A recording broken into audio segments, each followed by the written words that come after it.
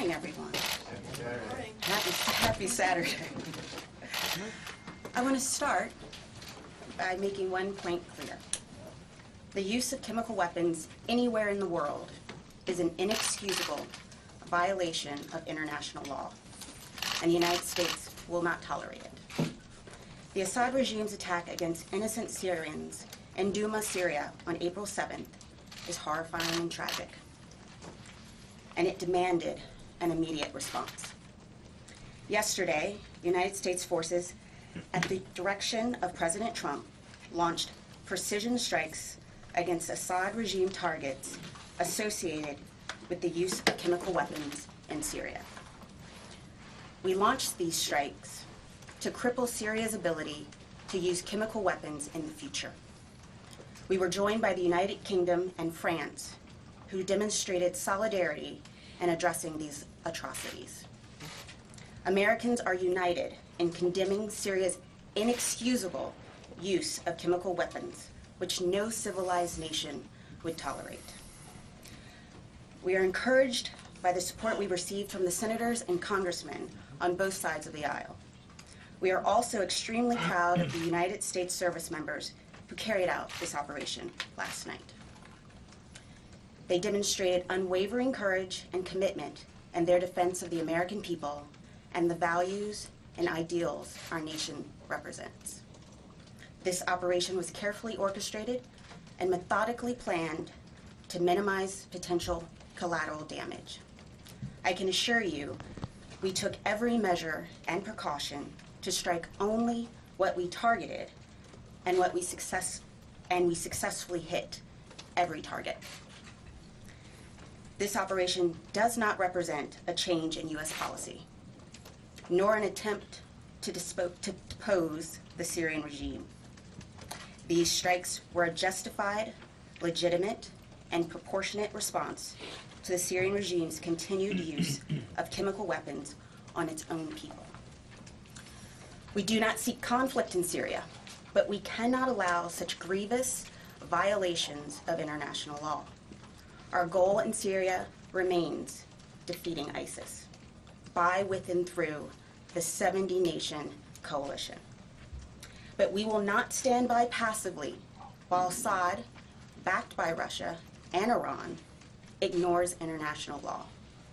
The Assad regime's actions in April 2017 and again on April 7, 2018, show they have abandoned their commitments to the international community and resorted to illegal tactics against the innocent Syrian people.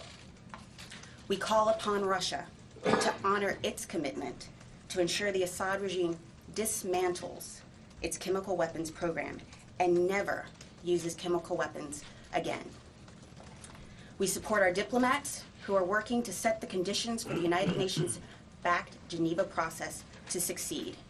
And we look forward to working with the United Nations envoy to Syria, Staffan de Mistura, in an effort to maintain transparency. General McKenzie will now provide a detailed overview of the actual operations. General McKenzie. Thanks, Dana. Ladies and gentlemen, good morning. I'm going to spend the next couple of minutes just talking about the military details of the strikes that we executed last night. Could I get the first graphic up, please? As you've heard from the President of the United States and directly in this room from Secretary Mattis and Chairman Dunford, the United States, the United Kingdom, and France, 3 of the 5 permanent members of the UN Security Council, conducted a proportional, precision, coordinated strike in response to the Syrian regime's continued use of chemical weapons.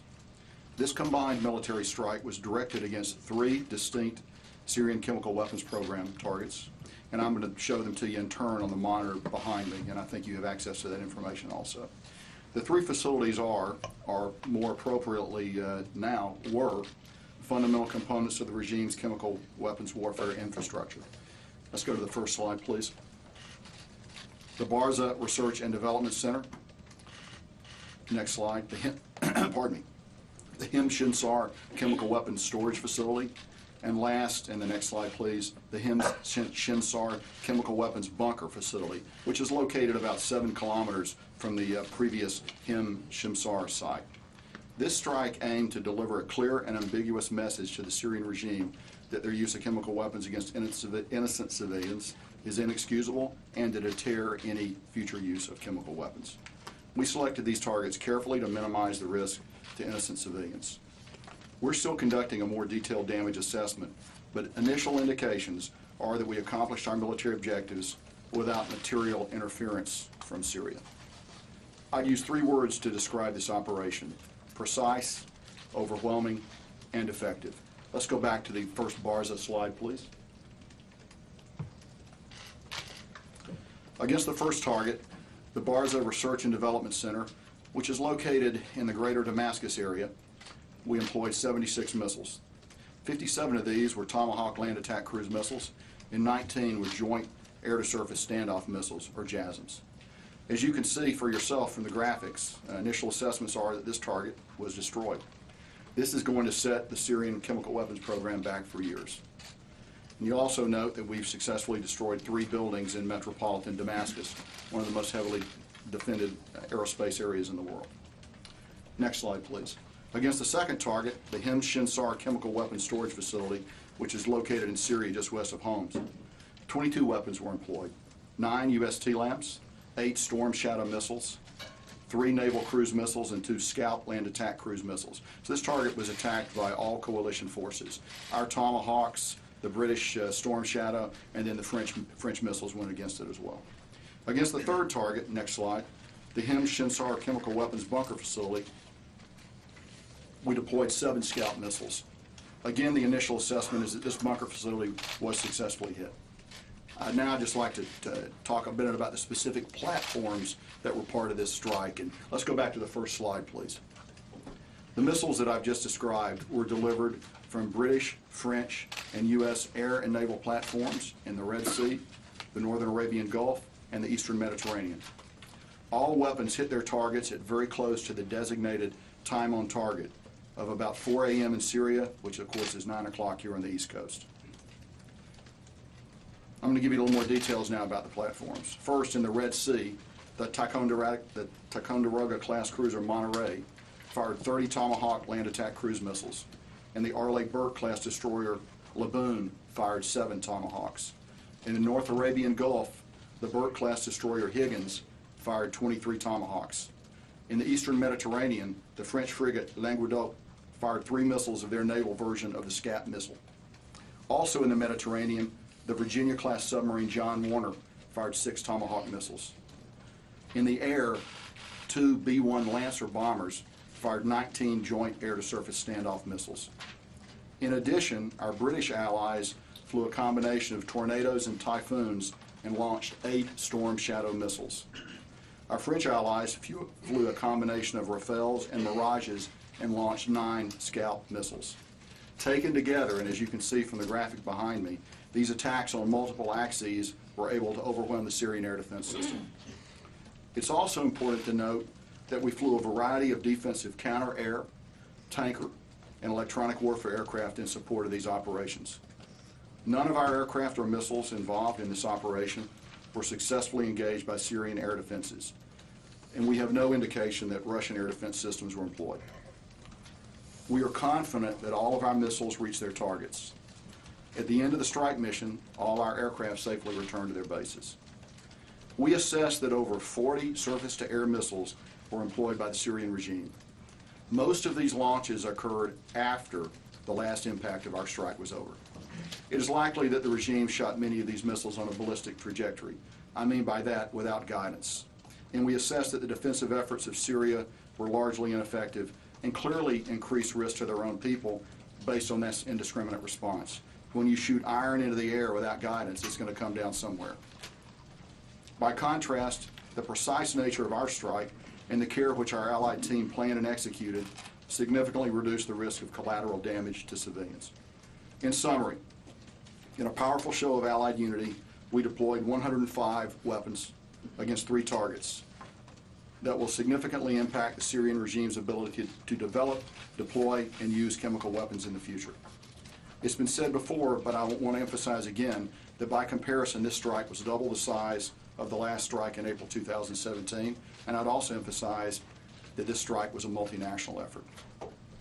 The precision strike was executed with France and the UK, demonstrating our unquestionable resolve.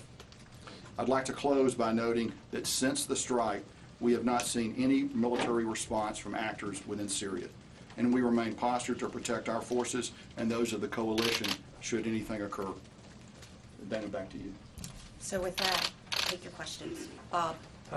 Thank you. General McKenzie, you said that you assessed initially that the attack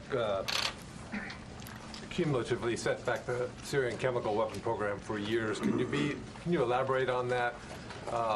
Ms. White said that it was intended to cripple it. Can you be more specific Sure. about that? I think Were there any civilian casualties? Well, as of right now, we are not aware of any. I'll answer that part first. As of now, we're not aware of any civilian casualties. Now, I would also note, and as I said in my prepared remarks, the Syrians shot 40 large missiles into the air last night. Those missiles came down somewhere, and so we should just recognize that's a part of this. That's a part of this equation too. But we don't right now. We have no reporting of any civilian casualties against any of the targets that we struck, and we'll continue to look at this closely as we go ahead. So very briefly, the first part of your question, particularly the Barza facility, is a core site for them, and as you can see from the graphic, it does not exist anymore.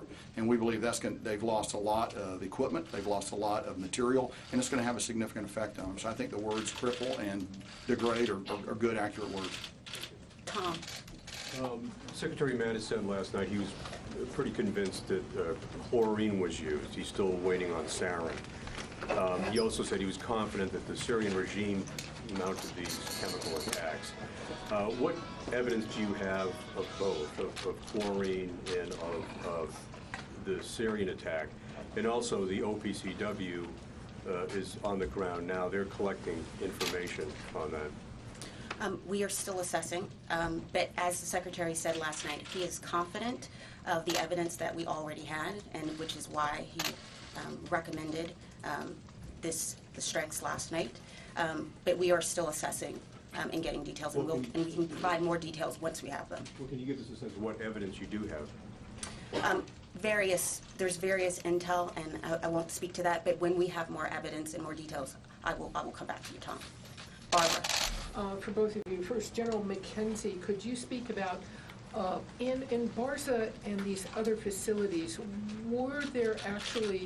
are you convinced there were chemical agents inside at the time of the strike? How did you mitigate not having a dispersal of a chemical agent cloud? And Dana, yesterday the President talked about the possibility of a sustained response. And the Secretary last night spoke about this being a single strike at this time. Could you help people understand, is there a difference there? What are they both talking about? But for both of you, please. Sure, I'll start, Barbara. So as we look at each of these targets, we have a variety of sophisticated models, plume analysis, other things to calculate the possible effects of chemical or nerve agent being in there. In relation to the Barza target, yes, we assessed that there were probably some chemical and nerve agents in that target. However, we believe that by the way we attacked it, the attack profile that we used, the way our weaponeers looked at it, we were able to minimize that. And so I just leave it at that. You'll be able to judge over the next few hours the results of that, but we believe that we successfully mitigated against the fact that there are illegal and unauthorized weapons at these sites. Just very briefly, are you doing any post-attack air sampling to see if there was any dispersal? We look at the target through a variety of means. And with respect to his comment, I think the operative word is, the words were "at this time." What happens going forward has everything to do with the Assad regime. We sent a very clear message last night, and we hope that he heard it. Joe. Thank you. General McKenzie, have you had any contacts with the Russians through the deconfliction lines in the aftermath of these operations, or are you planning to have such contacts in the next few hours? As you know, the deconfliction channel, which we use between we and the Russians, has operated frequently over the past few months. It continued to operate frequently leading up to this strike and in a routine basis after the strike.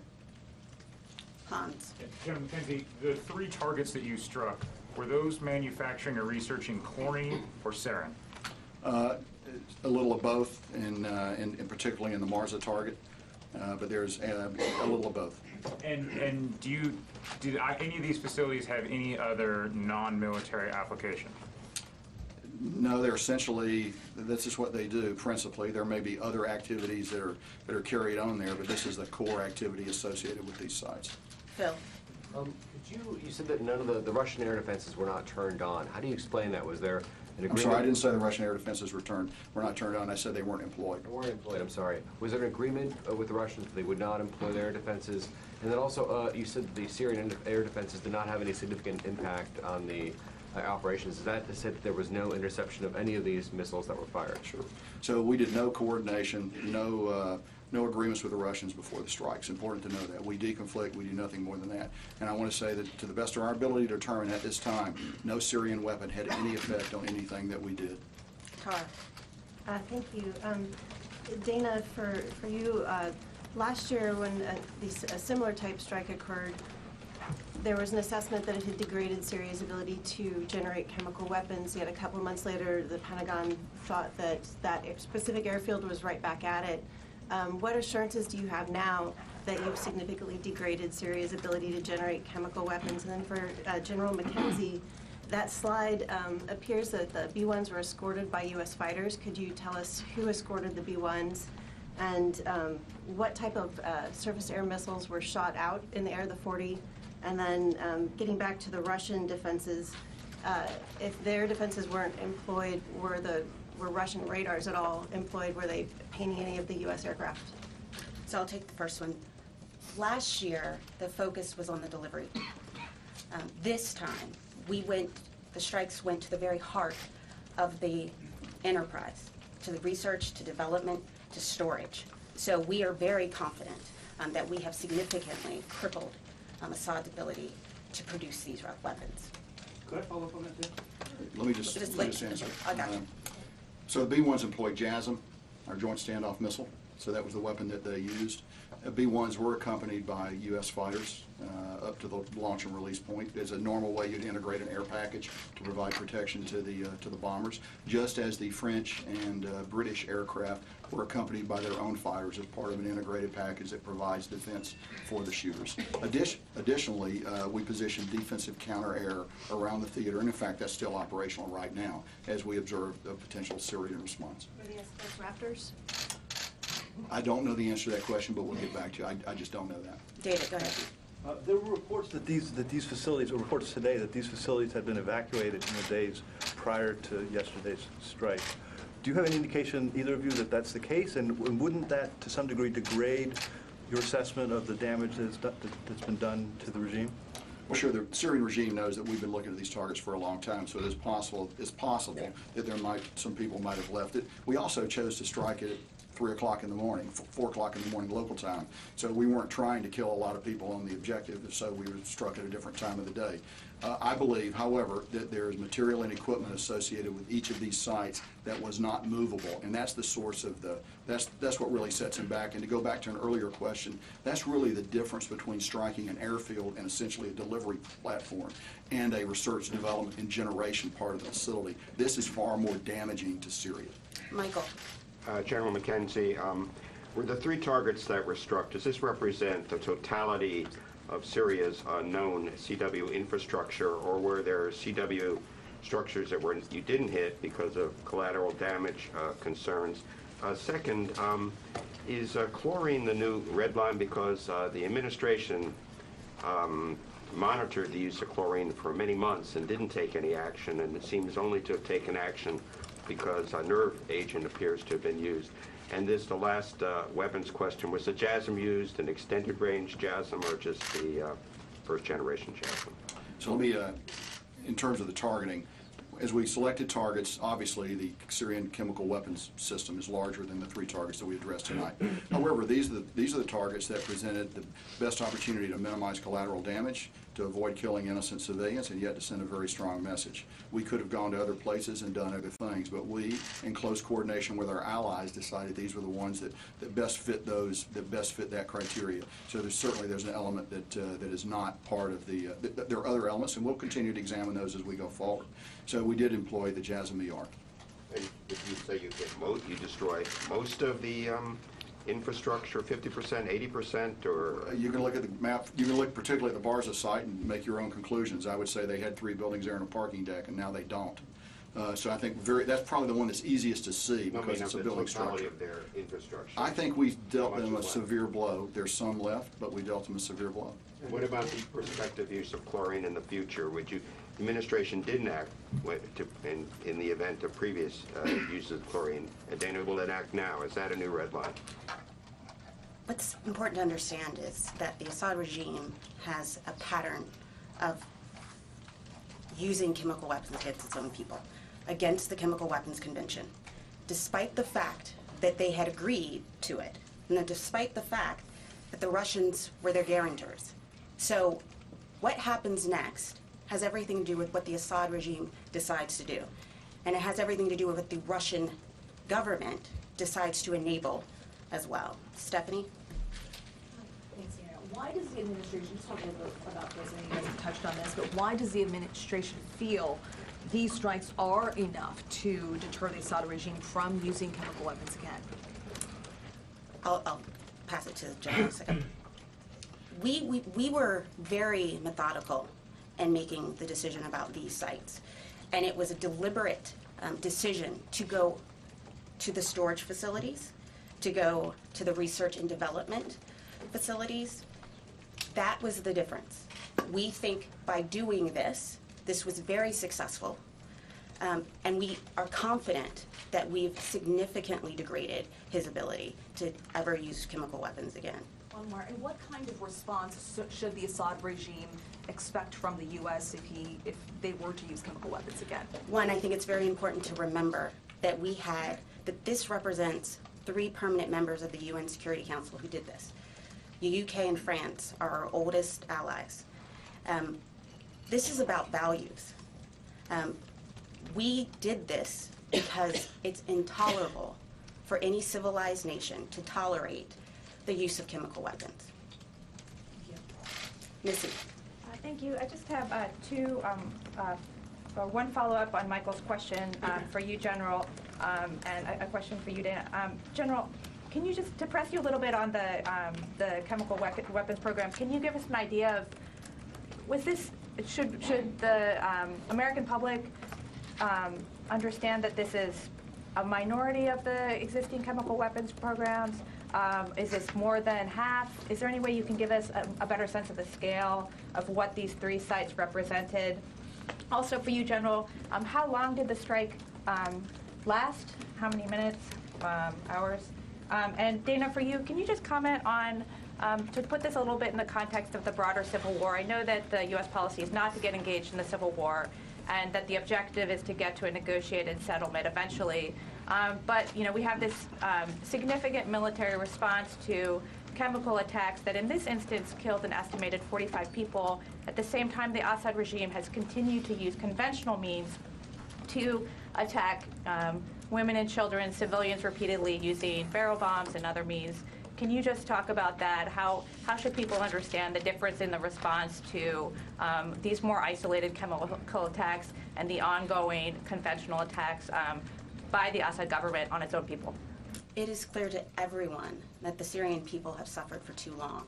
And it's why we are 100% behind the UN-backed Geneva peace process. And we encourage our allies and partners in the region to also help facilitate that conversation. We have a new UN envoy, and this is an opportunity to really put real steam behind the process. But our mission in Syria remains the same. It is to defeat ISIS. It is not to be involved in the civil war. Christina. Oh, sorry. It's Christina, I'm sorry. There you go. Missy, so your 2-part question. First, we believe that by hitting bars in particular, we've attacked the heart of the Syrian chemical weapons program. Now, I'm not saying that they're not going to be able to reconstitute it. And I'm not saying that it's going to continue. But this has dealt them a very serious blow. So I think that's the core of what I'm saying. Second point is, how long did the attack last? As you know, an operation like this has many, many elements. From a 0-400 time on target, which all our missiles impacted within a minute or 2 of that time, really several hours before, you begin to launch tankers, you begin to launch intelligence aircraft, you begin to do a variety of things. Probably a couple hours before would be the period of maximum intensity for the mission, that's when you're beginning to spin and launch the TLAMs from the ships. That's when your other aircraft are beginning to get to the point where they're going to release their missiles. But the operation actually many hours before in order to just get set up. Christina. Thank you. What would trigger another wave of coalition attacks? Are we talking another chemical weapons attack or retaliation? And do we expect any retaliation either from the regime, the Russians, or the Iranians? I can't speculate on what could happen, but what I will tell you is that this, we took action, and what happens next is the decision of Assad. And also, do we expect any kind of retaliation? So I can't speak to that, but I can tell you that we're ready for it. We're postured both in the region and globally. We're on the balls of our feet, and we're ready for anything. Tony. General, a couple questions. One, was this the least extensive of all the options that were crafted? Can you give us a feel for how many options were put together, and was this the one that would meet at the least amount of damage? So I would tell you that we can't comment on options we present to the president. That's the choice he makes, so I'm not going to be able to discuss that. I will tell you that of all the options, carefully look at ways to minimize collateral damage. You balance always minimizing collateral damage against getting maximum effect. These are three targets that seem to hit the sweet spot and do that. What impact did the very public prelude to this attack have on military planning in terms of enveloping it in maybe a 21st century bodyguard of lies, in terms of deception on ship movements? What impact did it have on possibly launch accesses of the aircraft or ships used? We were all focused on the Donald Cook. The Donald Cook wasn't used. Can you give some sense of that? Sure, if I could build on your bodyguard or lies comment. The truth is, it had no effect. No effect at all? On military planning. It had no effect on military planning. David. Yes?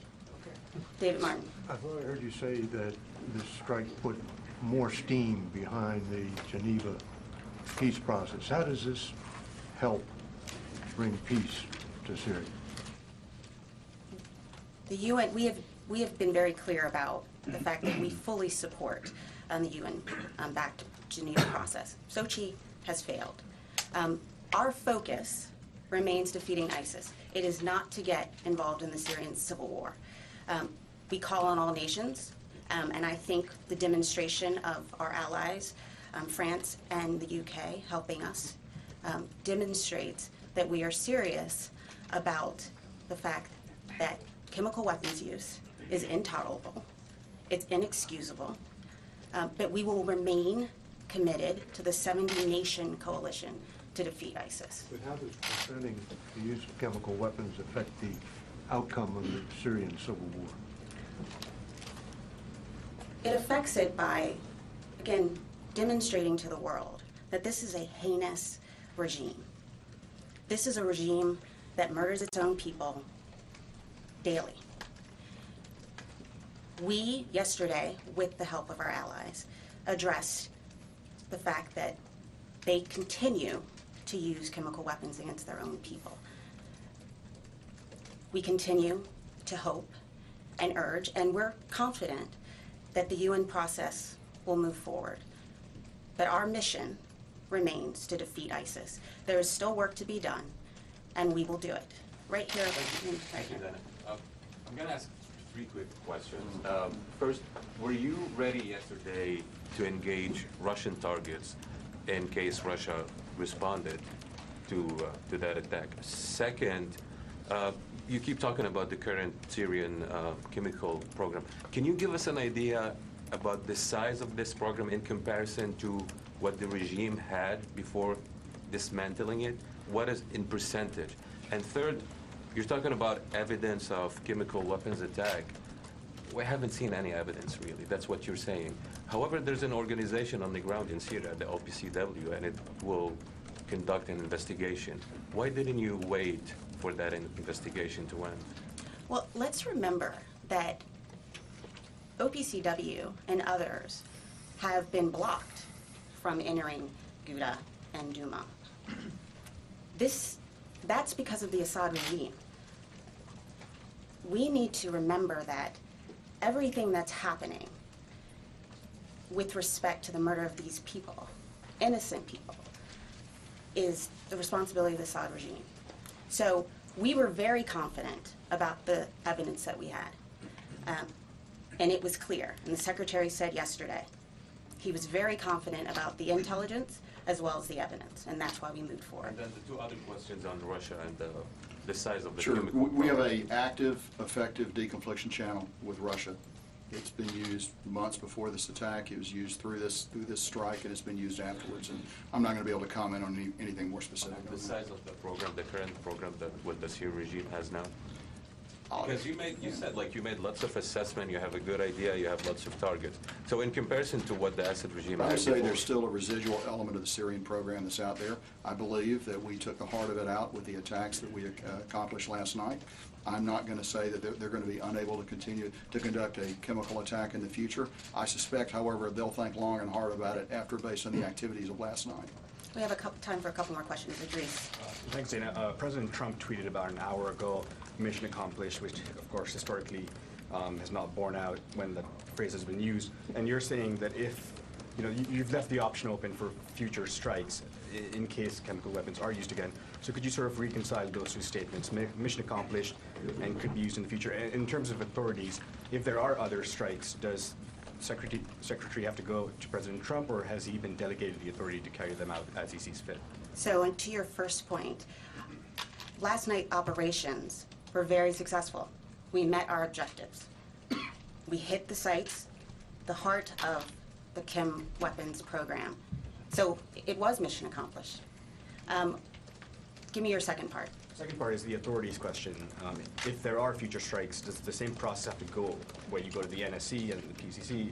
What is the process now? As the Secretary said last night, the President has the authority under Article 2 to defend U.S. interests and national interests. And so I'm not going to speculate on anything that happens in the future, but this was a fully legitimate operation. Ryan. General McKenzie, did the Chairman of the Joint Chiefs, General Dunford, did he communicate with General Gerasimov in the days or hours leading up to this strike? And then, in addition, do you assess that this has actually fundamentally changed the military balance of the Syrian civil war, or is the Assad regime maintaining its advantage? So I go back to some of the things I've already said about the deconfliction channel with the Russians. It's a multi-level, robust system of communication that we've employed for some time. I'm not going to be able to give you any more information on a particular conversation that the chairman may or may not have had. What was the second part of your question? Military balance of the civil war. Do these strikes fundamentally affect that, or is the Assad regime's apparent ascendancy remain? Yeah, I think our strikes were targeted to send a message about the employment of chemical weapons, and I think they were successful achieving that military objective. Wait, well, I want to get someone who hasn't spoken. Way in the back. Connie Morris from Channel 4 News.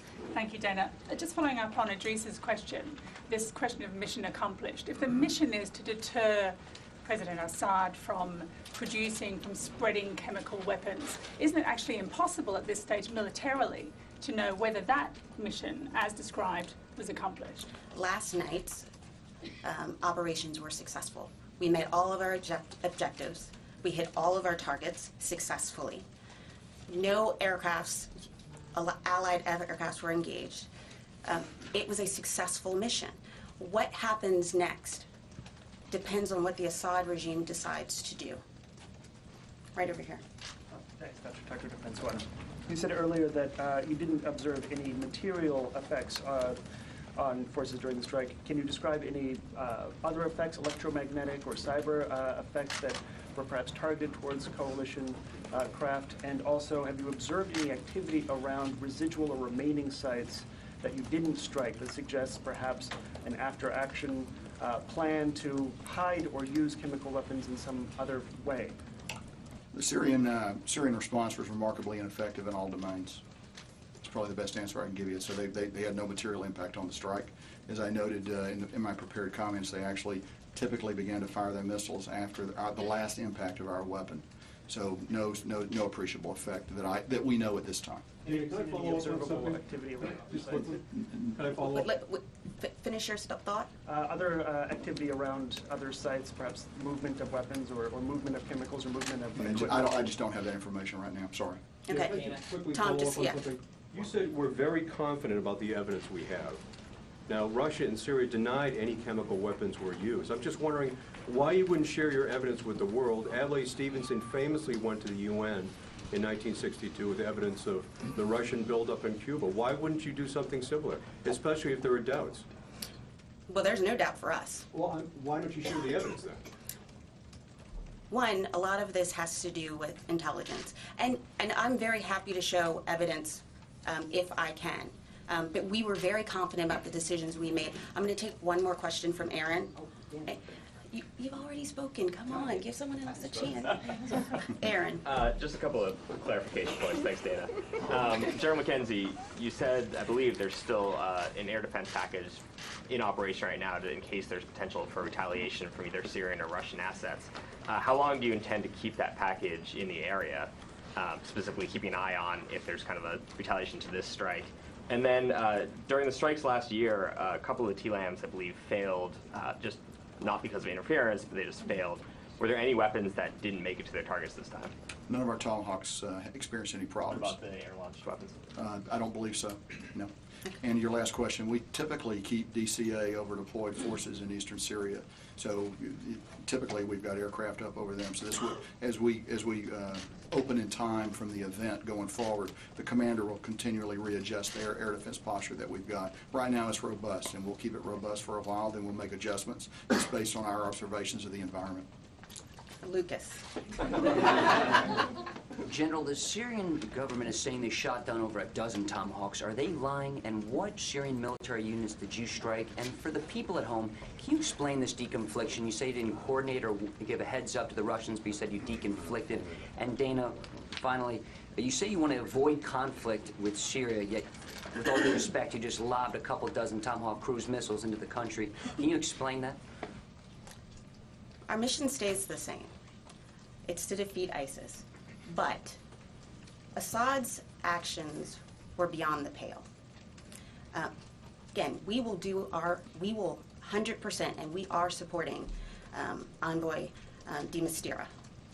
We will continue to do that because we want a diplomatic, political resolution to the Syrian conflict. But civilized nations can't let what's happened in Syria stand. So with that, I'm going to... Oh, sorry, go ahead. Sure. So you asked about deconfliction. Probably the best way to understand it is this. The Russians don't have a veto on anything that we do, and that's probably the best way to describe it. We're not cooperating with them in Syria. We don't want to get into a fight with them. They don't want to get into a fight with us. The best way to do that is to share certain information about what you're doing, carefully metered out by us, and I'm sure the same by them.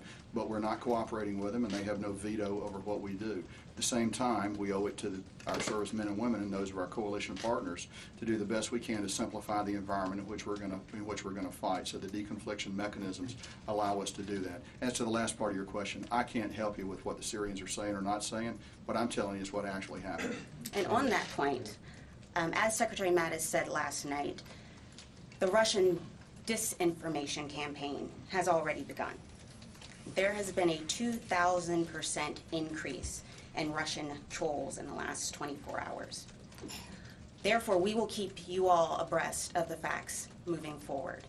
Thank you all very much. General, does this operation have a name?